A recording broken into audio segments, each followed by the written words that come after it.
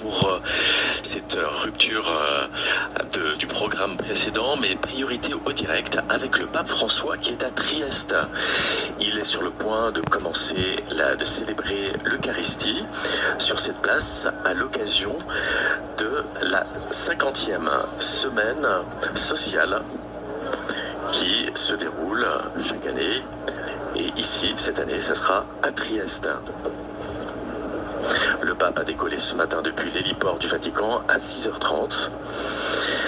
Il est arrivé sur les bords de l'Adriatique où nous sommes, au nord de l'Italie. Il a participé à ces rencontres. Il a pu avoir son discours que vous pouvez retrouver sur ktotv.com. Près de 10 000 Triestins sont prévus en ce jour sur la place centrale de Trieste. Stratégiquement située à la frontière de l'Autriche et de la Slovénie, la ville de Trieste a longtemps fait partie de l'Empire austro-hongrois. La cité s'est trouvée à la croisée de plusieurs cultures et elle a ainsi forgé sa propre identité au fil des siècles, en puisant dans les influences phéniciennes, germaniques et slaves.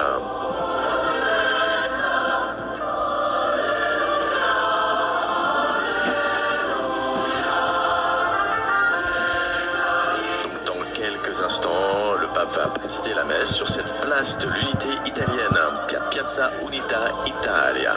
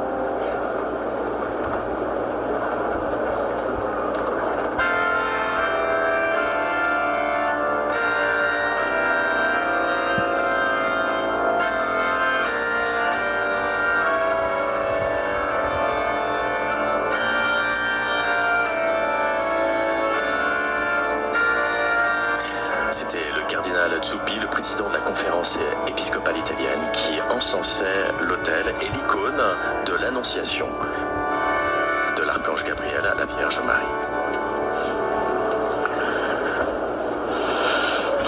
Nel nome del Padre, del Figlio e dello Spirito Santo. Amen. La pace sia con voi.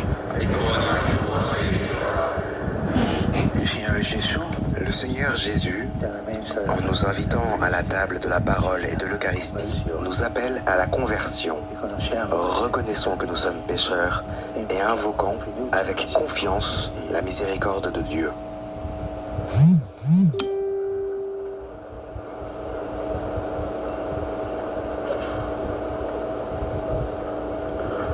Confesso.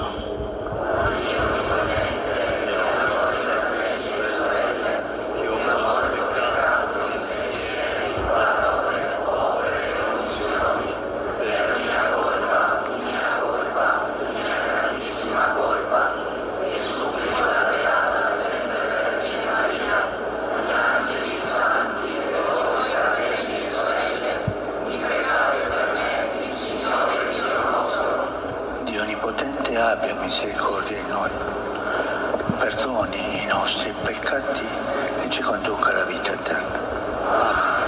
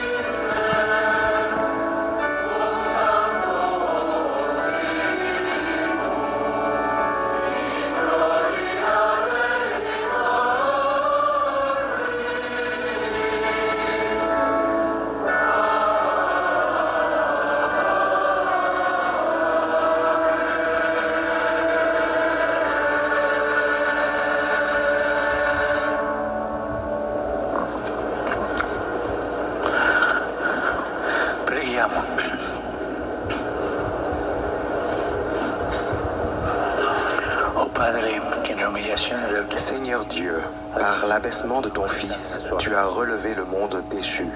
Donne à tes fidèles une joie sainte. Tu les as tirés de l'esclavage du péché. Fais-leur connaître le bonheur éternel. Nostro Signore Gesù Cristo, tuo Figlio, che Dio, e vive e regna con te nell'unità dello Spirito Santo per tutti i secoli dei secoli.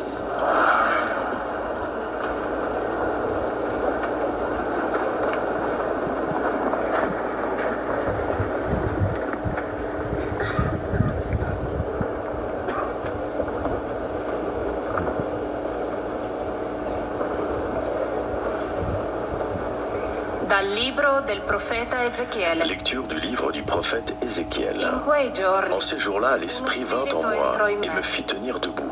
mi fece J'écoutais alzare celui i qui me piedi, parlait. Il me e dit: io ascoltai colui che mi Fils d'homme, parlava. je t'envoie vers les fils d'Israël, vers une nation rebelle qui s'est révoltée Io contre ti moi. mando ai figli di Jusqu'à ce Israele, jour, eux et leurs pères se sont soulevés contre moi. che si sono Les fils rivoltati ont le contro visage me. dur et le cœur obstiné. Essi e i loro C'est à padri cause, si sono et c'est à rivoltati eux contro que je di t'envoie. me fino ad oggi. Tu leur diras: Ainsi Quelli parle ai le quali Seigneur ti Dieu. mando Alors sono figli qu'ils écoutent testardi ou e dal qu'ils cuore n'écoutent pas, indurito. c'est une engeance de rebelles. Direi loro: Ils sauront qu'il y a un prophète dice au il milieu d'eux. Signore Dio. Ascoltino o non ascoltino, dal momento che sono una genia di ribelli, sapranno almeno che un profeta si trova in mezzo a loro. Parola di Dio. Parole du Seigneur.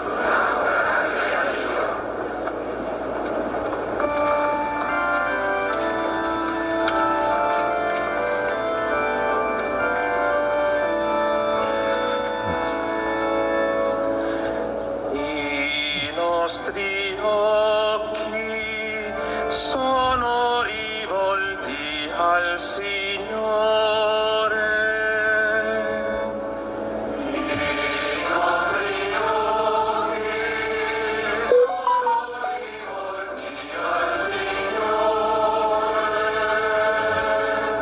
A te alzo i miei occhi. Nos yeux sont tournés vers le Seigneur.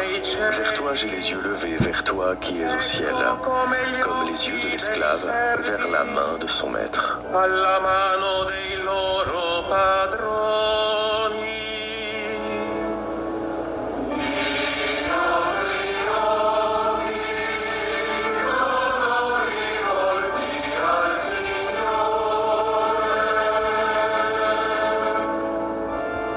Come gli occhi di una schiava.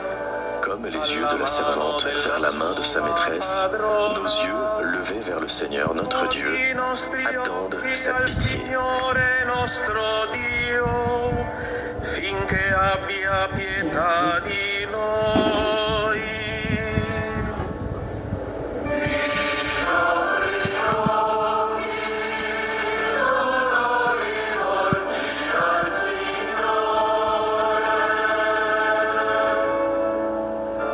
Pietà di noi, Signore, pietà di noi. Pitié pour nous, Seigneur, pitié pour nous. Notre âme est rassasiée de mépris. C'en est trop, nous sommes rassasiés du rire des satisfaits, du mépris des orgueilleux. Dei gaudenti, del disprezzo dei superbi.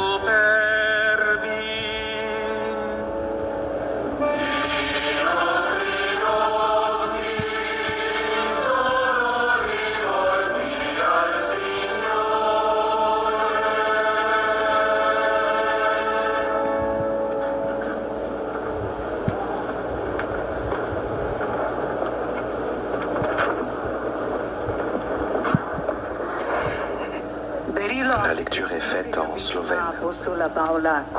Lecture de la deuxième lettre de Saint Paul apôtre aux Corinthiens. Frères, les révélations que j'ai reçues sont tellement extraordinaires que pour m'empêcher de me surestimer, j'ai reçu dans ma chair une écharde, un envoyé de Satan, qui qui est là pour me gifler, pour empêcher que je me surestime. Par 3 fois, j'ai prié le Seigneur de l'écarter de moi, mais il m'a déclaré, « Ma grâce te suffit, car ma puissance donne toute sa mesure dans la faiblesse. » C'est donc très volontiers que je mettrai plutôt ma fierté dans mes faiblesses, afin que la puissance du Christ fasse en moi sa demeure. C'est pourquoi j'accepte de grand cœur pour le Christ les faiblesses, les insultes, les contraintes, les persécutions et les situations angoissantes. Car lorsque je suis faible, c'est alors que je suis fort. Parole du Seigneur.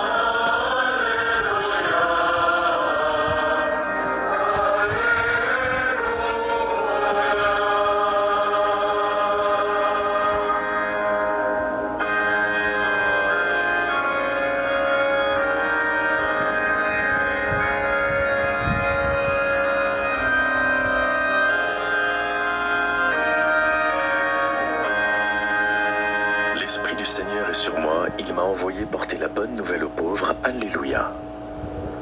Il Signore sia con voi.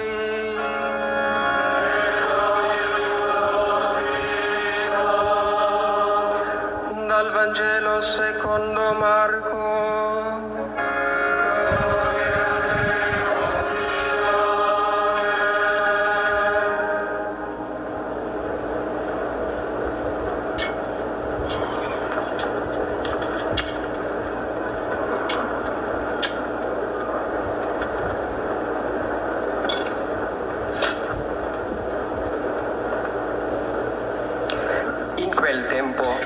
Évangile de Jésus-Christ selon saint Marc. En ce temps-là, Jésus se rendit dans son lieu d'origine et ses disciples le suivirent. Le jour du sabbat, il se mit à enseigner dans la synagogue. De nombreux auditeurs frappés d'étonnement disaient « Tout cela lui vient-il ? Quelle est cette sagesse qui lui a été donnée et ces grands miracles qui se réalisent par ses mains? N'est-il pas le charpentier, le fils de Marie, et le frère de Jacques, de José, de Jude et de Simon? Ses sœurs ne sont-elles pas ici chez nous? » Et ils étaient profondément choqués à son sujet. Jésus leur disait « Un prophète n'est méprisé que dans son pays, sa parenté et sa maison. » Et là, il ne pouvait accomplir aucun miracle. Il guérit seulement quelques malades en leur imposant les mains. Et il s'étonna de leur manque de foi.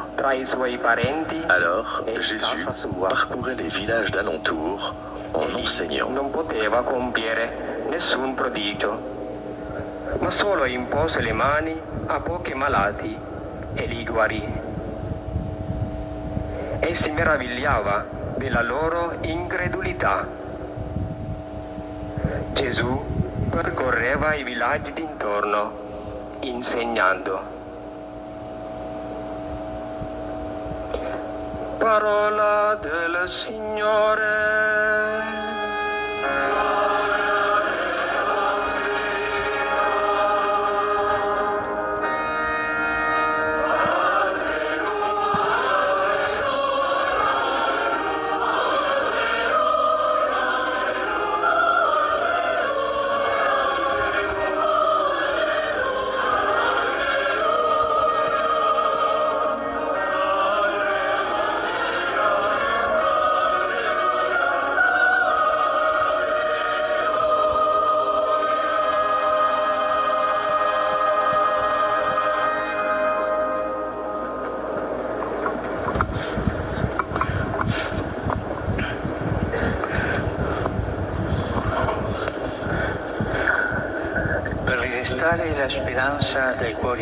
Pour raviver l'espérance des cœurs affligés et pour soutenir les efforts le long du chemin, Dieu a toujours suscité des prophètes au milieu de son peuple. Cependant, comme nous le dit la première lecture d'aujourd'hui dans l'histoire d'Ézéchiel, ceux-ci, les prophètes, ont souvent trouvé un peuple rebelle, des fils au visage dur et au cœur obstiné, et eux, les prophètes, ont été rejetés. Jésus lui-même fait cette même expérience, comme les prophètes. Il revient à Nazareth, sa patrie, mais les gens avec lesquels il a grandi ne l'ont pas reconnu. Au contraire, il est même rejeté. Il est venu chez lui et les siens ne l'ont pas reçu. L'Évangile nous dit que Jésus fut même pour eux un sujet de scandale. Mais le mot scandale ne fait pas référence à quelque chose d'obscène ou indécent, comme nous utilisons ce mot aujourd'hui. Scandale signifie pierre d'achoppement, c'est-à-dire un obstacle, une entrave, quelque chose qui te bloque et t'empêche d'aller de l'avant. Alors, demandons-nous, quel est l'obstacle qui nous empêche de croire en Jésus ? En écoutant les discours de ses compatriotes, nous constatons qu'il ne s'arrête qu'à son histoire terrestre, à ses origines familiales, et par conséquent, ils ne parviennent pas à expliquer comment du fils de Joseph le charpentier, c'est-à-dire quelqu'un d'ordinaire, a pu sortir autant de sagesse et même la capacité d'accomplir des prodiges. Le scandale, alors, c'est l'humanité de Jésus. L'obstacle qui empêche ces personnes de reconnaître la présence de Dieu en Jésus est dû au fait que lui est humain, qu'il est simplement le fils de Joseph, le charpentier.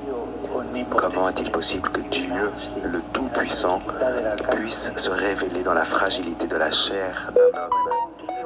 Comment est-ce qu'un Dieu tout-puissant et fort, qui a créé la terre et libéré son peuple de l'esclavage, peut-il, lui, se rendre faible au point de venir dans la chair et de s'abaisser jusqu'à laver les pieds des disciples? Voilà le scandale.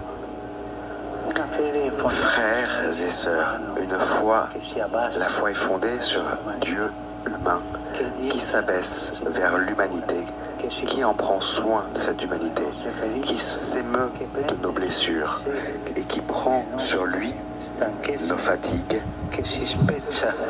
Il se laisse rompre comme un pain pour nous. Un Dieu fort et puissant qui est à mes côtés et me satisfait en tout et attirant. Mais un Dieu faible, un Dieu qui meurt sur la croix par amour et qui me demande à moi aussi de dépasser chaque jour mon égoïsme et d'offrir ma vie pour le salut du monde, ça, frères et sœurs, c'est un scandale. Et pourtant, en nous plaçant devant le Seigneur Jésus et en posant notre regard sur les défis qui nous interpellent, sur les nombreuses problématiques sociales et politiques qui ont également été abordées au cours de cette semaine sociale, sur la vie concrète de notre peuple et sur ses luttes, nous pouvons dire qu'aujourd'hui, nous avons besoin justement de cela. Nous avons besoin du scandale, le scandale de la foi.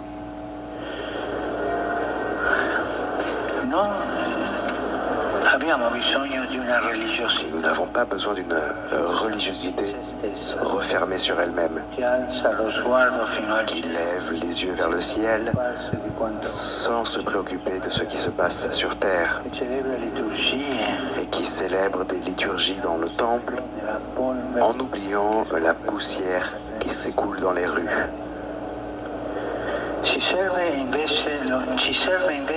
Au contraire, ce dont nous avons besoin, c'est du scandale de la foi. Nous avons besoin du scandale de la foi, d'une foi enracinée dans le Dieu fait homme, et par conséquent une foi humaine, une foi incarnée qui entre dans l'histoire, qui touche la vie des gens.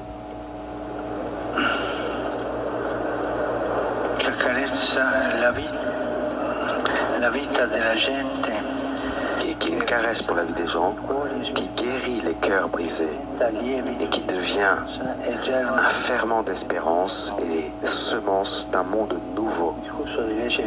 Excusez-moi, j'ai du mal à lire, dit le pape François, car j'ai le soleil dans les yeux.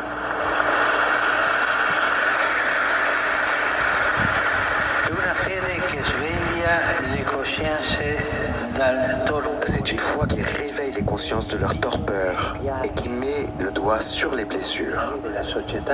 Et les blessures de la société sont si nombreuses. Une foi qui pose des questions sur l'avenir de l'homme et de l'histoire. C'est une foi inquiète.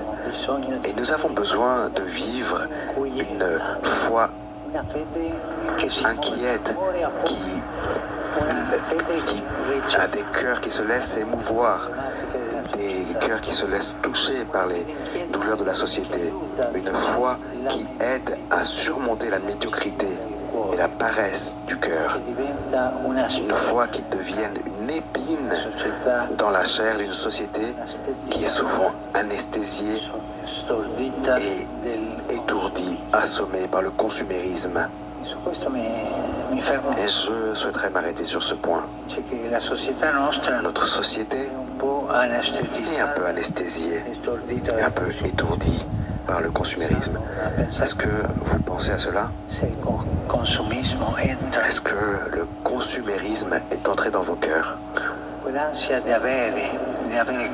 Est-ce que vous avez conscience parfois d'avoir une volonté d'avoir toujours plus, de voir dépenser de l'argent? Le consumérisme est une plaie, c'est un cancer qui fait mal au cœur, qui te rend égoïste et qui te fait te regarder seulement toi-même. Frères et sœurs, nous avons besoin avant tout d'une foi qui dissipe, déjoue les calculs de l'égoïsme humain, d'une foi qui dénonce le mal, qui pointe du doigt l'injustice et qui dérange les intrigues de ceux qui, à l'ombre du pouvoir, jouent sur le dos des faibles. Et combien il y en a, ça nous le savons bien. Des personnes qui utilisent la foi pour exploiter les gens. Ça, ce n'est pas de la foi.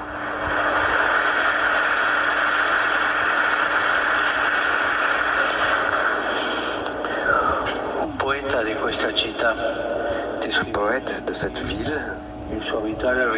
écrivait dans un texte son habitude de rentrer chez lui le soir, traversant une rue un peu sombre, un lieu de déchéance où les hommes et les marchandises du port étaient des détritus, c'est-à-dire des déchets de l'humanité.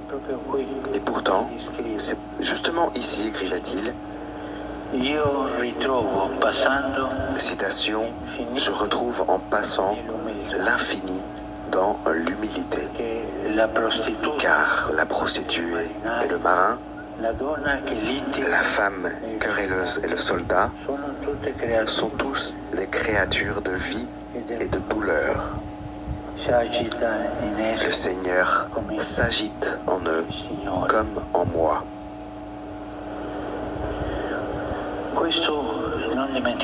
Et cela, ne l'oublions pas. Dieu se cache dans les coins sombres de la vie de notre ville. Est-ce que vous y avez pensé? Aux coins obscurs de notre vie et de notre ville.